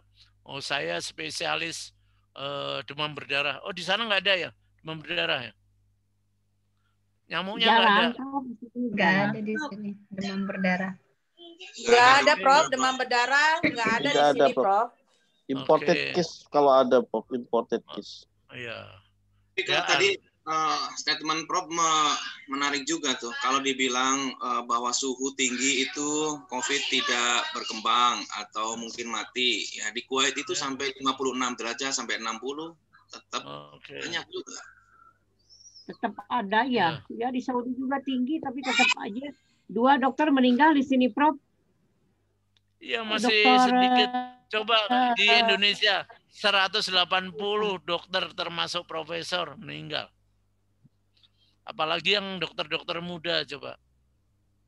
Ya termasuk keperawat itu kan juga mau nggak mau kontaminasi dengan pasien kan tinggi. Jadi makanya perlu pencegahan. Saya akan muncul nanti di sini ada formula dari COVID dari orang teman-teman dari Kuwait. Mungkin ini Prof, kalau di negara-negara Timur Tengah mengapa itu COVID itu muncul? Karena setahu saya, karena di luar itu kan panas. Orang-orang di sana lebih cenderung tinggal di dalam gedung yang ber-AC. Nah mungkin bisa bagus juga itu dijadikan penelitian bagaimana itu dampaknya kalau misalnya di dalam gedung, kemudian pengaruhnya sirkulasi atau indoor air quality terhadap peningkatan COVID-19 atau insiden COVID-19 ini. Karena kalau saya lihat memang pernah ada kasus bahwa orang yang duduk bersebelahan dengan AC yang pada waktu itu langsung ke orang yang terkena positif dan akhirnya begitu di tracing semuanya positif. Saya pernah lihat ada sebuah laporan dari sebuah laboratorium dari Jakarta yang sebetulnya ini dari Korea dan memang mungkin perlu di lebih dalam seperti itu diteliti lebih dalam. Nah, mungkin walaupun di Kuwait bisa sampai 50, tapi karena mungkin orang banyak tinggal di gedung itu bisa saja transmisi dalam gedung gitu, Prof. Oke, gimana? Mulai hari ini ya, tolong Mas Eko diingatkan bahwa teman-teman sudah mulai bermimpi membuat tesis. Mimpi aja dulu lah kalau nggak bisa ngerjain, Mas. Itu sudah jauh lebih baik. 1 minggu kira-kira baru mimpi itu terwujud. Sambil kita lakukan apa yang cocok, searching, kemudian kalau kita melakukan tinjauan pustaka yang bab 2 harus berdasarkan jurnal. Buku ya, karena buku itu udah ketinggalan. Oke, baru ketiga metodologi. Kalau metodologi udah selesai, oke. Mas, kita seminarkan atau di kita namanya kolokium. Selesai itu, ya gimana? Minimal Mas, berapa jurnal, Prof? Kenapa? Minimal berapa jurnal referensinya? Sebaiknya kalau ini saya membimbing UNS itu 21, Mas. Di kita masih boleh juga 8, tapi kan 8 terlalu sedikit juga, Mas. Minimal 10. Pula. Nanti kan lama-lama perlu nawar. Oke. Pak Muhammad nawar 8. Ya, halo. Siapa nih, Pak Dadan? Iya, Dok. Aduh, maaf telat, Prof. Ya, nggak apa-apa. Ini sesinya bukan ngajar lagi, Mas. Ini proses bagaimana saya memberikan pemaparan virus, Mas. Virus yang baik adalah menyelesaikan tesis, Mas. Iya. Kebetulan mau nanya ini tentang tesis, Prof. Ya. Minta pembimbingnya Prof keluar bisa nggak ya? Ini Prof. Nggak ada masalah kalau saya. Informal juga bisa, tapi yang jadi masalah adalah yang ditetapkan oleh Prodi, Mas. Nggak apa-apa semua diajukan ke saya koreksi gitu kan. Nanti baru saya sampaikan koreksiannya, sampaikan nanti ke Prodinya yang akan membagi, Mas. Terima kasih Prof. Atas kesediaannya Prof. Prof. Oke. Kami hubungi Prof. Jadi mulai sekarang mimpi ya. Ya. Prof, nanti kalau sudah punya 3 nih, dikirimkannya ke mana? Ke WA, Prof? Ke saya aja. Email saya kan ada tuh. Mungkin mungkin nanti bisa Mas Eko minta bantuan sehingga apa yang ada koreksian saya seperti apa semua di-share-kan. Oke, ternyata yang ini bentuknya seperti ini, nggak apa-apa. Tujuannya adalah kita melakukan koreksi, tidak ingin menyalahkan semua, gitu. Oke, Mas Eko. Iya, Prof. Mohon bimbingannya, bukan pembantaiannya, Prof. Prof, mohon bertanya, Prof. Prof, mohon siapa nih? Heri. Oke. Iya. Prof, kalau kita mau melakukan penelitian, apakah perlu ada surat pengantar dari USAHID apa? Iya, ada. Iya, pasti. Sekarang informal dulu. Sekarang informal menyampaikan, saya koreksi. Tapi kalau nanti sudah formal bahwa pembimbingnya ini sudah ini dan silakan melakukan penelitian, oke. Harus. Oke, Prof. Nanti malam mimpi, Prof. Mau nanya nih, Prof nih. Iya. Ya, siapa? Ya ini, Prof. Soal tesis. Mas Dadan. Ya.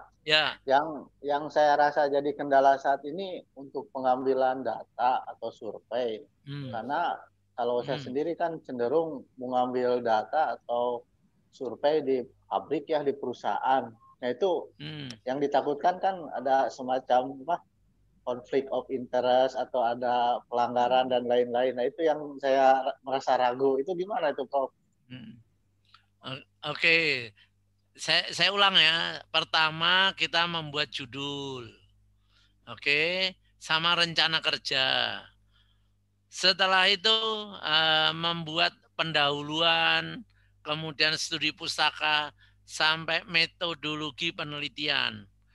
Tentunya di dalam bab 1 ada ruang lingkup, Mas. Ruang lingkup penelitian. Ternyata tidak boleh ini, oke kita coret. Gitu loh, Mas. Jadi jangan semuanya kita pikirkan, Mas. Ya bisa 10 tahun nanti lulus menjadi tukang S2, nanti tukang master. Tapi ada pembatasan masalah. Sehingga pada waktu yang tepat kita bisa melakukan ini. Gitu, Mas. Nah, kalaupun hasilnya sendiri kan itu harus dipublish atau emang nanti siapa tahu orang luar lihat tesis kita atau gimana nanti ujung-ujungnya itu, Prof? Mas, yang namanya tesis atau disertasi itu pasti publish. Jadi semua orang kan itu namanya untuk pengembangan ilmu. Nggak apa-apa, Mas. Coba diskusi juga sama pimpinan perusahaan itu. Boleh nggak saya meneliti ini. Makanya saya bilang sekarang ini sama-sama memikirkan judulnya dulu. Nah, terus data apa yang bisa dilakukan? Mungkin juga bisa Mas Dadan kan di Doha toh. Bisa kumpul-kumpul sama Mas Gun-Gun sama yang lainnya. Yang di Doha bisa kumpul itu, saya pikir. Dia sudah punya pengalaman. Saya rasa itu, Mas. Kalau kita berpikir bahwa ini nggak bisa, Mas, itu akan membuat kita buntu, Mas. Udah, jalanin aja, Mas. Oke, Mas Dadan. Prof, kalau saya misalnya ngambil itu tentang medication error, salah penyuntikan, itu bisa ya? Saya rasa itu sama dengan Mbak, dengan Pak Sobur. Pak Sobur. Ya. Karena saya bimbing, Mbak. Pak Sobur itu salah suntik itu. Tentang kesalahan apa? Iya, betul. Medication error. Ya, Pak Sobur itu ya? Iya. Oh, iya nanti tanya karena Pak saya Sobur. juga saya waktu nguji saya tanya gimana Pak Sobur cara menyuntik orang, misalkan satu membayar 50.000, satunya 250, satunya 10.000, yang 10.000 suntik jarak jauh atau gimana gitu kan?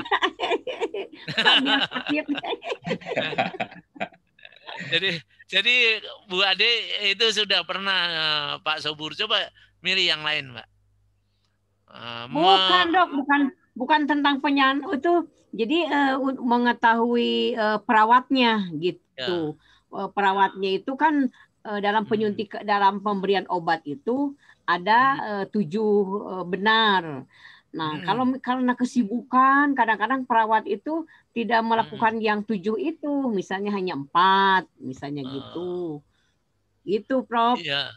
Iya, saya khawatir kalau terjadi kondisi duplikasi kurang bagus. Mungkin perawat kan ada kasih sayang selain kita menyuntik. Mungkin itu yang paling mujarab. Saya pernah nurse-nurse yang saya luluskan diminta banyak Jepang.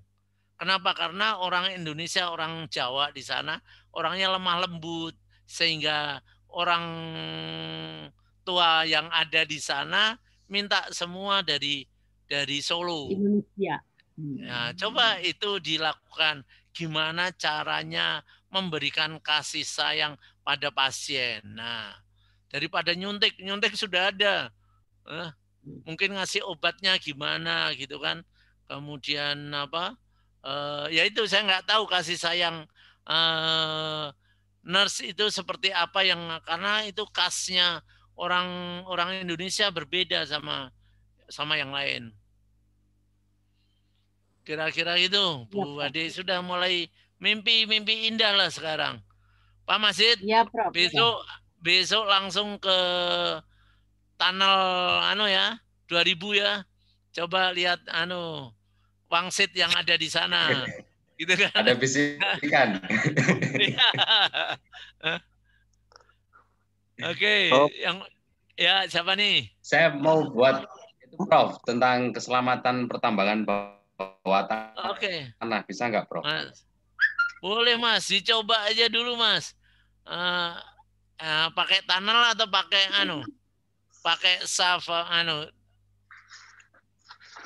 Saya cuman khawatir kalau 2000 pasti lebih lah ya. Ini double fan. Ada double fan, Prof. Oke, Mas. Kalau itu saya yang bimbing deh, Mas. Mas Majid. Oh, siap, Prof. Wah, beruntung nih Mas Majid. Beruntung nih Mas Majid.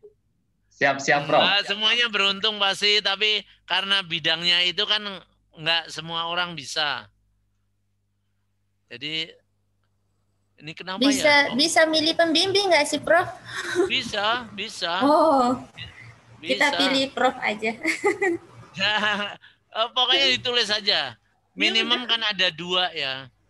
Pembimbing siapa. Nanti pembimbing 1, pembimbing 2 gitu ya, Prof ya? Ya. Ada Prof Kolil, ada Dokter Tatan gitu kan. Prof Kolil mah takut tuh. Kenapa? Kenapa takut? Nanti pada pantun lagi. Pada ngepantun nanti kalau Prof Kolil. Iya dah. Enggak, Prof Kolil enggak berani macam-macam sama saya. Kalau enggak saya panggil Prof Kolil, pasti dia takut. Masya Allah. Nanti buku mana sama Prof Kolil? Ya, saya karena bosnya rektor saya. Masya Allah. Ketua rektor aja deh. Ingin bertanya, Prof Kohar aja sama Pak Tatan, insya Allah lancar. Ya sudah, pokoknya diajukan dulu. Sekarang saya memberikan virus itu coba dimulai diterapkan malam ini. Di sana masih jam berapa ya? Jam 3, Prof. Oh, masih jam 3 sore ya. Oke. Jadi mulai mimpi indah sekarang. Jadi bilang suami, sorry saya malam ini tak memikirkan dulu gitu kan. Suami supaya berkenan. Jadi enggak yang macam-macam lagi gitu kan. Ya kan harus memikirkan tesis, kita harus selesai nih. Sudah berjalan, saya kemarin kan Mas Eko kan agak telat gitu kan. Saya bilang Mas Eko saatnya maju. Karena apa? Semua sudah berbiaya, kemudian sudah dengan tekad. Ternyata nggak maju-maju dan untuk apa ditunda? Dan sekarang saya bilang, teman-teman Kuwait sudah mimpi. Mimpinya pergilah ke mana, ke pimpinan. Saya kok pengen tahun ini menyelesaikan studi, membuat tesis. Nah, nanti kan tahu itu judul-judulnya. Pesan saya sama seperti Mas Dadan tadi, jangan semuanya dibahas. Harus ada boundary. Harus ada ruang lingkup. Sehingga kita tidak semuanya melakukan pengujian, cukup yang ada dari kita. Gitu. Jadi kalau enggak kapan mau selesai? Mau 10 tahun di sini, oke, terima kasih. Jangan, Prof. Mbak Kumala. Jangan, Prof. Ya kan? Kalau 10 tahun kata Mbak Ade tadi, waduh, saya akan mengucapkan terima kasih. Anda menjadi donasi terbaik Yayasan Said Jaya. Nanti saya usulkan, saya buat plakat sertifikat donasi selama 10 tahun. Mahasiswa abadi, Prof. Mahasiswa abadi. Ya, itu. Terima kasih, Prof. Oke. Emang maksimum bisa berapa tahun, Prof? Jangan. Ya, biasanya 2 tahun lah selesai. Ya cukup Kan ya Allah. Amin. semester 1,5 tahun kuliah gitu kan dengan apa? Dengan kolokium atau itu sudah 1,5 tahun. Baru ngumpulin data itu saya pikir nggak apa-apa. Nanti dibuat apa semua seperti saya kemarin itu datang ke Doha semua atau datang ke Kuwait. Iya. Jangan sampai saya dimarahin sama keponakan saya loh ya. Keponakan saya ada di situ tapi saya belum pernah ketemu. Keponakan dari apa itu tantenya istri saya. Jangan sampai siapa namanya? Istrinya Pak Alamsah itu. Jadi jangan sampai saya memanggil itu nanti ini nggak selesai Prof Kohar ini main-main aja. Bu Widi. Widi ya, istrinya Pak Alamsah. Istrinya Pak Alamsah. Iya, betul. Bu Widi ya, Widi. Ya. Widi. Di Kuwait kan, Prof? Ya. Oh. Ya. Jadi jangan bilang ke saya ya. Kalau nggak lulus nanti saya malu. Harus lulus loh ya. Siap. Insya Allah. Oke, ada yang lagi yang bertanya? Doakan Prof. Kesempatan. 1,5 tahun aja. Oke. Gimana Mbak Kumala? Doakan 1,5 tahun aja, Dok. Iyalah. Ngapain lama-lama? Kalau 10 tahun saya bilang saya akan mengucapkan terima kasih Mbak Kumala. Anda menjadi donatur terbaik kita. Terima kasih. Normal waktu untuk konsultasinya berapa bulan, Prof? Untuk yang tesis. Ya kita kan bisa selesai. Email saja lah. Ya kan? Pakai email aja kan nggak mungkin kita sama-sama kerja tempat jauh. Email nanti kita akan lakukan dan ingetin bahwa sudah masuk koreksi saya sudah saya kirim 2 hari yang lalu pakai WA dan seterusnya. Seperti ya apa ada yang bertanya nggak nih? Prof nanya, Prof. Siapa nih? Pak Dadan. Pak Dadan atau Widi itu siapa nih? Ya, Prof, mau tanya, Prof. Ini Pak Dadan nih. Widi, Prof. Oke, Pak Widi. Kalau tesis itu harus selalu berupa angka-angka nggak, Prof? Karena concernnya Pak Dadan itu memang kalau company kita itu strict sekali untuk masalah data. Bahkan kalau untuk akses email aja ke masalah sending email dari personal ke company atau company ke personal itu dia dimonitor sekali, Prof. Jadi apakah tesis itu misalkan untuk masalah COVID ini, apakah selalu dalam berupa angka-angka atau bisa dalam seperti metode-metode, Prof, metode saran-saran metode seperti itu, Prof?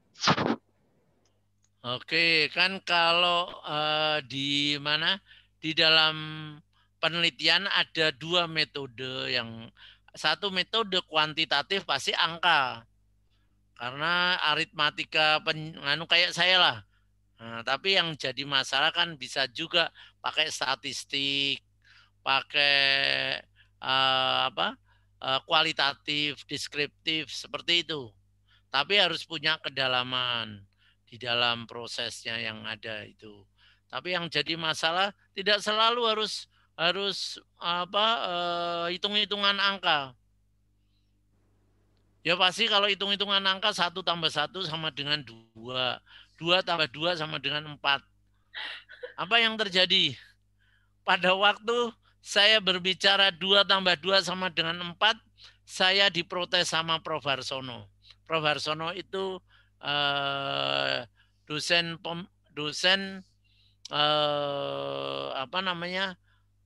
DIK, Doktor Ilmu Komunikasi. Ya itu kalau ilmunya menggunakan ilmu kuantitatif.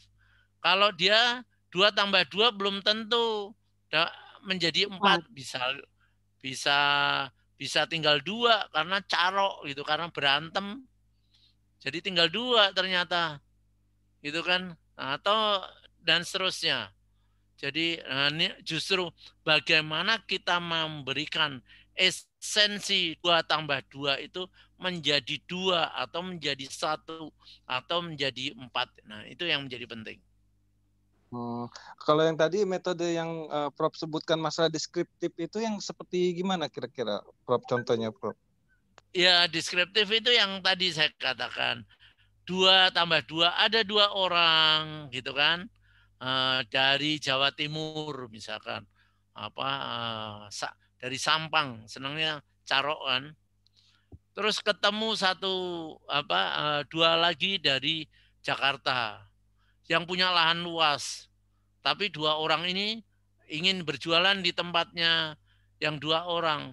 Bukan ketemu berempat itu ketemu saling menyapa, tapi karena perselisihan jadi tinggal 2. Nah, itu yang jadi seperti itu kan kita perlu narasumber yang benar. Tapi ceritanya adalah cerita kebenaran bahwa itu realistis. Yang dilihat dari nilai kita membuat disertasi adalah kebenaran ilmiah. Jadi jangan kebenaran hakiki. Secara ilmiah itu benar, oke, itu yang kita pegang.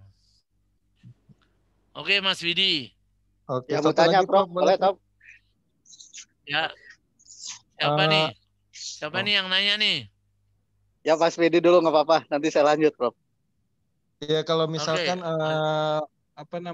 kalau kita sebutkan perusahaan itu kan tadi yang Pak Dadan sebutkan juga masalah publish gitu.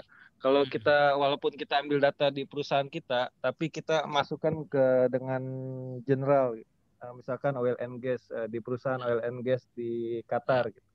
Itu gimana kira-kira, Prof? Jadi tanpa menyebutkan detail perusahaannya gitu. Nggak apa-apa sih juga sih, nggak perlu harus perusahaannya kita sebut XYZ, kan teman-teman juga begitu yang kemarin. Cuman yang dilakukan adalah kebenaran ilmiah saja, Mas. Datanya real gitu kan. Seperti itu. Jadi Prof, data itu bisa wawancara, bisa data produksi, bisa mana yang perlu kita bisa sekarang dengan membuat judul, maka dia akan memberikan informasi yang ini nggak bisa digunakan untuk riset dan seterusnya. Oke. Siap, Prof. Makasih, Prof. Oke, Mas Dadan Prof, gimana? Ya, jadi gini, Prof.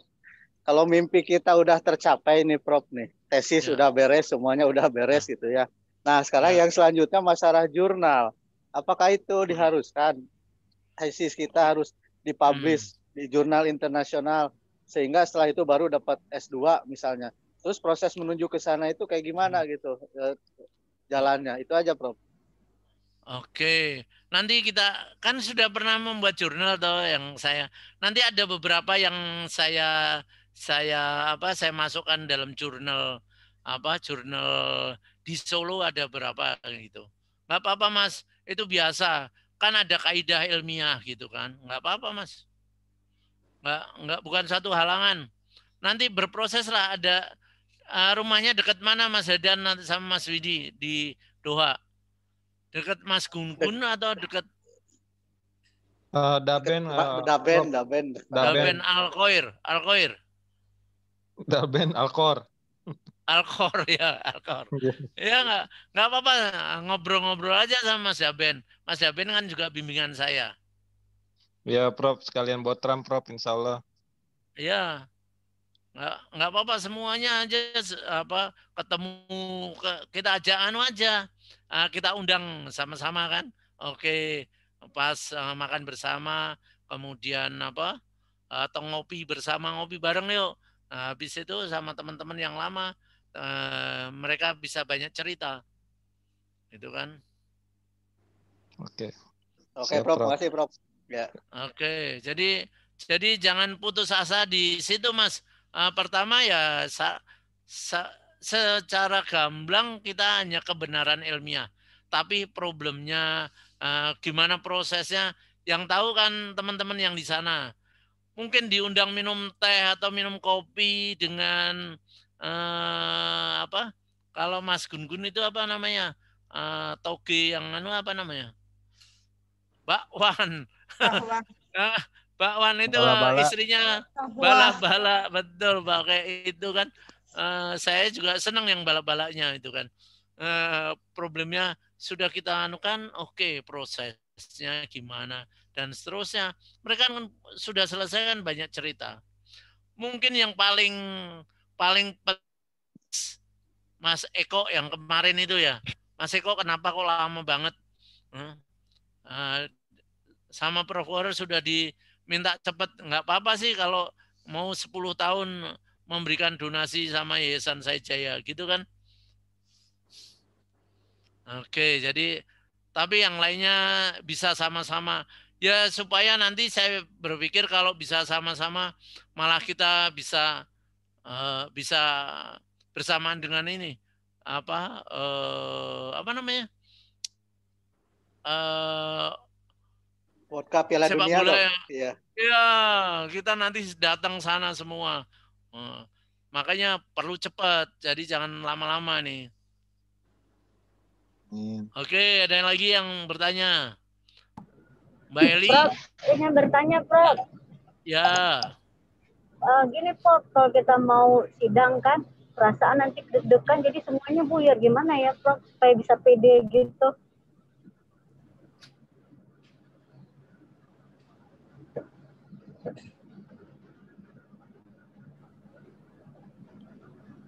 Berdoa. Perlu. Ya, itu tadi betul. Berdoa apa yang kita lakukan. Udah pasti gitu kan? Dok, berdoa, udah pasti Prof berdoa itu yang utama kan. Tapi kan kadang-kadang agak grogi gitu, udah dipersiapkan dari semalam, dari seminggu, udah berhari-hari, tiba-tiba lihat dosanya jadi gimana ya, deg-degan gitu, jadi hilang semuanya. Gitu ya. Ya memang harus berdoa lebih banyak lagi. kata Bu Ade itu harus berdoa lebih banyak lagi. Oke, Mbak Susi, saya rasa yang kayak gitu nggak kan data kita yang punya, kemudian proses kita yang membuat, jadi nggak perlu ada yang harus kan. Oke. Sebelum berangkat ujian atau peluk gimana? Gitu. Sama, saya juga sama, peluk sama istri saya. Iya. Oke. Mas Eko ada bertanya? Mas Eko ada pertanyaan? Oke, kalau nggak ada pertanyaan kita foto bersama dulu ya. Gimana caranya nih? Nanti saya mau sharekan ke Mas kehadirannya ke Mas siapa namanya?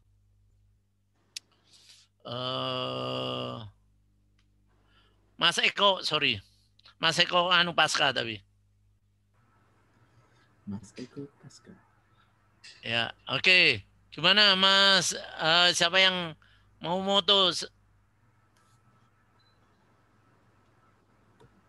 Oke, sorry.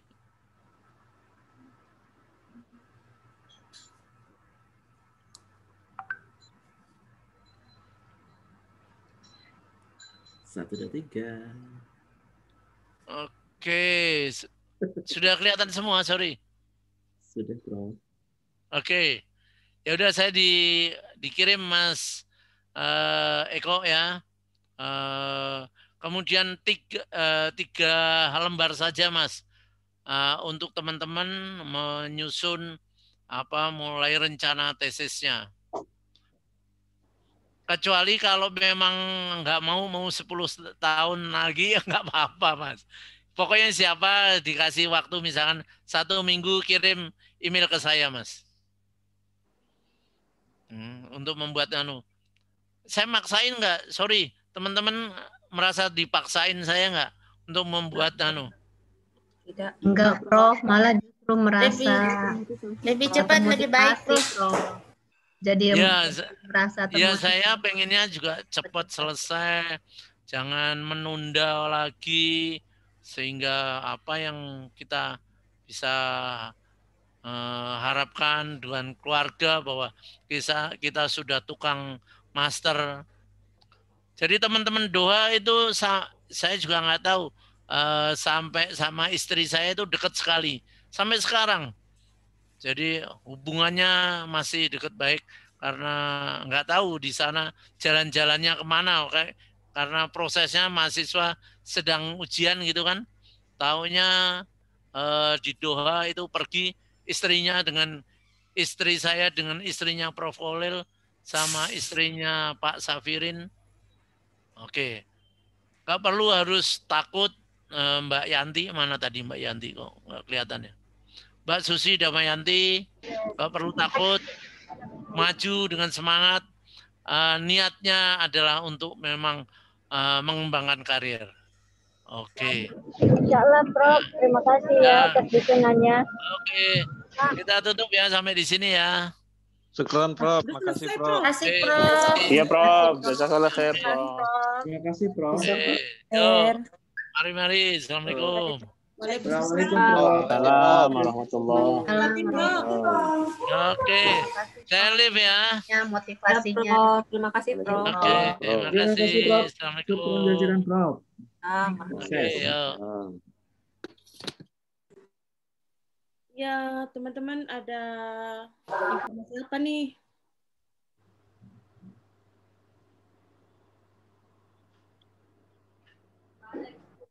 Pamit juga ya. Assalamualaikum. Waalaikumsalam warahmatullahi wabarakatuh. Waalaikumsalam. Izin lah. Waalaikumsalam warahmatullahi. Pak Bisri. Ya, mau konsultasi tesis, monggo. Pengen nangis aku, Pak. Aduh. Oh, sini merah buahnya tisu dah, kasih tisu dah. Gajian tanggal piro? Nangis mengko lek gajian hilang bisa merah. Pikir yang positif-positif aja, Mer. Nanti malam mimpi tesis, jangan mimpi yang lainnya pokoknya. Minta giwang bukan tisu. Bisa giwang. Berat terusan itu, Pak. Gila. Dapat juga.